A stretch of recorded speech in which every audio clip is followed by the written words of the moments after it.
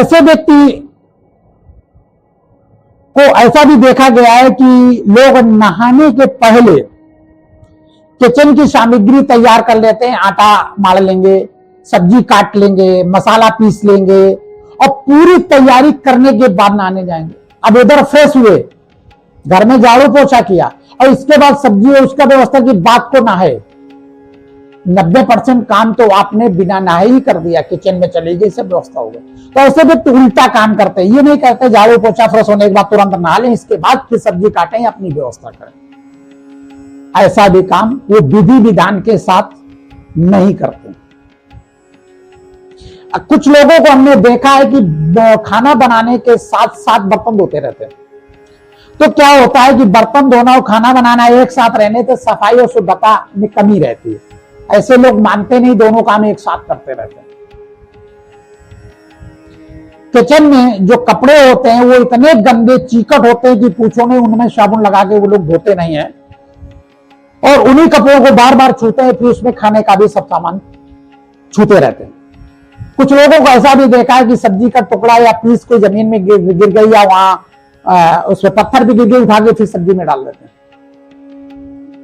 ऐसे व्यक्तियों को यह भी देखा गया है जो किचन का पत्थर है उसको रोज सुबह काम करने के पहले न धोते न पोंछते हैं। अब उसमें चींटी टहले या कुछ गंदगी या रात भर में छिपकली उस पर चल के निकल गई, कुछ भी हुआ, उस पर वो कपड़ा नहीं मारते और उसी पर रोटी बेलना या आदि तरह के गंदा काम करते रहते हैं। ऐसे व्यक्तियों को समय पर न काम करते हुए देखा गया है। जैसे हम लोगों के यहाँ बरगद पूजा होती है तो हम तो इस चीज को नोट करते रहते हैं कि महिलाएं का बरगद पूजा करने जाए दोपहर को 1 बजे।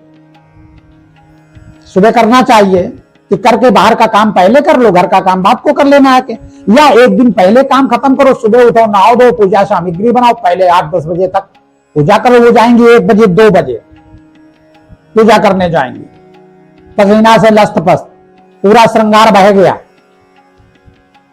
ऐसे व्यक्तियों को ऐसा भी काम करते हमने देखा है कि व्यवस्थित ढंग से कोई काम नहीं करते, सो के जल्दी नहीं उठेंगे, जिस कारण से पूरी दिनचर्या उनकी डिस्टर्ब हो जाएगी।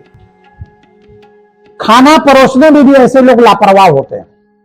जो महिलाएं अपने पुरुषों को, अपने बच्चों को खाना देती हैं तो कहो एक साथ 10 रोटी दे दे, तमाम सारी सब्जी दे दे, कहा 2 रोटी दे, थोड़ी सब्जी दे दे, खाने वाला बैठा है उसको सब्जी नहीं दे रही है, उसको रोटी नहीं दे रही है, अब वो मांग रहा है, तब वो चिल्ला रही रुको, दे रही है। इस तरह की भी व्यवहारिकता हमने देखी है जो खाना खाने में भी मूड खराब कर देती है। ऐसे लोग बाजार में सब्जी लेने जाते हैं तो दोपहर को जाते हैं, जब सब्जी पूरी छटी हुई बचती है और रिजेक्टेड सब्जी जब बाजार में बचती तो ऐसे लोग दोपहर को सब्जी लेने जाते हैं। सुबह नहीं जाएंगे ताजी अच्छी सब्जी ले आए। ऐसे लोगों का हम भी ऐसा देखते हैं कि लोग बाजार जाते हैं तो वहां निर्णय नहीं ले पाते हमें सब्जी लेना क्या है। अब हो सकता है पालक भी ले ली उन्होंने, नारी भी ले ली, बथुआ भी ले लिया और तमाम सारी हरी सब्जी एक साथ लेके फ्रिज में भर दी। अब वो महिलाएं चिंतित हो जाती, अब बताओ पूरी हरी सब्जी एक दिन में कैसे बनाए, 2 दिन में कैसे बनाए इतनी सब्जी।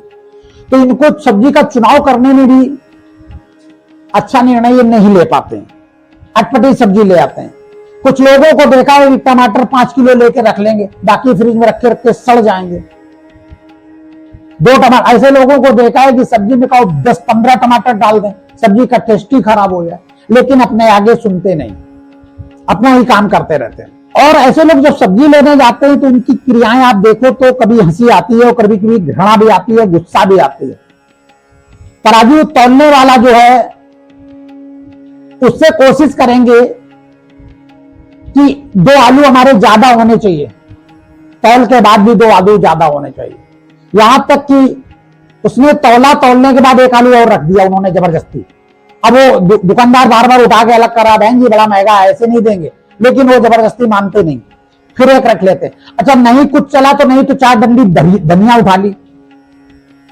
सब पूरी सब्जी लेने के बाद पेमेंट कर दिया, बोले अरे थोड़े मिर्चा भी तो डाल दो, अब मिर्चे के पैसे नहीं देना, मिर्चा डाल। मतलब उनको एक्स्ट्रा लेने की एक आदत रहती है जिससे अपमानित होते हैं, यहां तक सब्जी वाले हाथ से छुड़ा लेते हैं, वहां छीना झपटी शुरू हो जाती। ऐसी भी नियत के खराब व्यक्तियों को हमने देखा। ऐसे व्यक्ति जल्दी समझते नहीं है, चाहे जितना अपमानित हो। और न समझना चाहते हैं, और कोई समझाता है तो उनसे बहस भी करते हैं। तो व्यक्ति कभी कभी डरे डरे भी रहते हैं, दहशत में रहते हैं। कुछ ऐसे व्यक्ति होते हैं जब रत्नों का बहुत दुष्प्रभाव हो जाता है तो बहुत अकारण तरह के ये उत्साहित रहते हैं। अकारण तरह किसी को झगड़ा करने में, झापड़ा मारने में बहुत जल्दी उत्साहित रहते हैं, गलत काम करने के लिए बहुत जल्दी उत्साहित रहते हैं। कुछ ग्रह ऐसे होते हैं जिनका रत्न पहन लिया और ग्रहों का पावर डाउन कर दिया, तो क्या करते हैं ऐसे व्यक्ति बिल्कुल निढाल रहते हैं, सच को स्वीकार नहीं करते, ढीले रहते हैं, अपमानित होते रहते हैं। और कुछ लोग इतना ज्यादा उत्तेजित हो जाते हैं, जहां झगड़ा ना हो वहां लट्ठा चलवा देते। ऐसे व्यक्ति जब भी बात करते हैं विवादित बात करेंगे या जरूरत का बोले ही नहीं।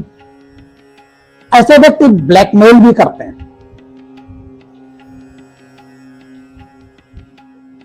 ऐसे व्यक्ति हमने लापरवाह भी देखे हैं कि जैसे कल पेपर है, आज तक उन्होंने नेट से प्रवेश पत्र नहीं निकाला या जरूरी पेपर कंप्यूटर से नहीं निकाले,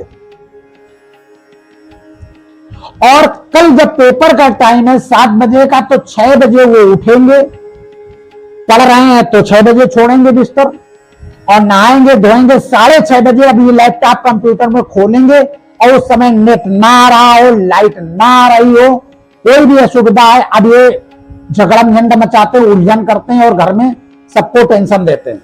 गलती अपना करते हैं, अपनी तैयारी नहीं करने, चलने के टाइम पेपर पेन ढूंढते हैं कि कितने पेन हमें लेके जाना है। पूर्व तैयारी इनकी कुछ नहीं होती, कितना भी कहते रहो नहीं सुनना है तो नहीं सुनना। चलने के टाइम फोटो ढूंढेंगे, आधार कार्ड ढूंढेंगे, पेन इकट्ठा करेंगे और तमाम तरह की जो अति आवश्यक चीजें हैं, और पेपर का इधर देर भी हो रहा है, फिर क्या करते हैं इतनी तेज गाड़ी चला के जाते हैं जो रास्ते में एक्सीडेंट भी कर बैठते हैं और स्कूल में लेट पहुंचते हैं, लेकिन स्वभाव को चेंज नहीं करते। हमने ऐसे भी लोगों को देखा, कितना भी उनसे कहते रहो कि आप ये पढ़ाई पढ़ रहे हैं, इस साल ये पढ़ाई पूरी हो जाएगी, आगे आप पढ़ाई कौन सी करेंगे, उनसे कोई मतलब ही नहीं, क्या करेंगे। घर वाले चिंतित है कि आगे से तैयारी करें, पैसे की तैयारी करना, आगे क्या करना, इनसे कोई मतलब नहीं। इनसे कह दो LLB करो तो तैयार है LLB करने को, उनसे कह दो B.Ed कर लो B.Ed में तैयार है, उनसे कह दो B.Pharma कर लो तो उसको भी तैयार है, जो कह दो उसमें तैयार है। अपनी तरफ से कुछ भी सोचते नहीं है, और अगर सोचकर इनको बताओ तो उसमें बड़ा विरोध करते हैं, ऐसा नहीं तो वैसा है, वैसा नहीं तो वैसा हुआ। तो उनसे कहो तुम खुद ही पता लगाओ, तब भी वो पता नहीं लगाते, और करने भी नहीं देते, बात भी नहीं मानते। अभी की घटना है, एक जगह एक मैटर आया हमारे पास कि बच्चे का पूरी पढ़ाई खत्म होने वाली है, आगे पेपर होने के पहले काउंसलिंग होती है या इंटर्नशिप होती है, कुछ ना कुछ, उनको कोई फॉर्म भरने की जरूरत नहीं। और जब कहीं से एक जगह से पता लगा कि 60 सीटें हैं, आप यथाशीघ्र उसमें अपना एडमिशन करा लें, नहीं तो सीटें फुल हो जाएंगी। तो अगला कह रहा है अभी 1 महीना बाकी है, 1 महीना उसकी डेट खत्म होने में बाकी है, लेकिन ये ध्यान नहीं दे रहा है कि 60 सीटें हैं, 60 सीटें भरने में कितनी देर लगेगी। आप डेट पकड़े बैठे हैं, 60 सीटों पर विचार नहीं कर रहे हैं। ऐसे व्यक्ति इस तरह से गलतियां करते हैं और अपना भविष्य चौपट करते हैं, बड़ों की बात को नहीं मानते हैं और फसाद करते हैं और गलती भी नहीं स्वीकार करते हैं, झगड़ा करते हैं, अटपटी बात करते हैं। लेकिन माँ बाप मजबूरी होती है उनको, अपमानित होने के बाद भी वो बच्चे के हित का बारे में सोचना बंद नहीं करते। बच्चों के समाज कहेगा कि माँ बाप ने पढ़ाया नहीं। अपने कर्तव्य पर पूरी तरह से ये निष्ठावान नहीं होते और अहंकार में रहते हैं, दुनिया को बेवकूफ समझते हैं और अपनी विद्वता दुनिया को सुनाएंगे और अपने आगे सुनेंगे नहीं। ऐसे व्यक्तियों को देखा है कि जो मोहल्ले में चंदेबाजी होती है, चंदा करना या कुछ प्रोग्राम करना, उसमें ज्यादा इंटरेस्ट देते हैं। हर घर घर जाके हाथ पसारेंगे, भैया फलाना प्रोग्राम वगैरह हो रहा है, जागरण हो रहा है, आप कुछ दें, ये रसीद लें। इस तरह से जाकर सब जगह चंदेबाजी करते हैं। बात को सामाजिक अपमान होता है कि इन्होंने पैसे बचा लिए, लेकिन वो स्वभाव को छोड़ते नहीं है। घर घर खुद डिस्टर्ब होते हैं और घर घर जाते हैं, दूसरे को भी डिस्टर्ब करते हैं भरी दोपहरी, और इसके बाद चंदा मांगते हैं। आदमी पैसा देना चाहे या न देना चाहे उसको भी डिस्टर्ब कर देते हैं। मतलब खुद भी परेशान रहते हैं। जब तुम्हारे पास बजट नहीं है तो सारे दुनिया को आप चंदे के लिए क्यों परेशान कर रहे हैं? चुपचाप घर बैठो। इतना बड़ा सामाजिक कार्य करता क्यों मरो? काहे के कार्य करता? तुम्हें जागरण में शौक है, अगले को नहीं है। अगला 100 रुपया बड़ी मुश्किल में ला रहा है, आपको नहीं देना चाहता, आप जबरदस्ती खड़े हो उसके दरवाजे। तो ऐसे व्यक्ति चंदे में ज्यादा इंटरेस्ट लेते हैं और चंदे के कामों में आगे आगे हाथ पसारना उनको अच्छा लगता है। घर घर को डिस्टर्ब करना अच्छा लगता है।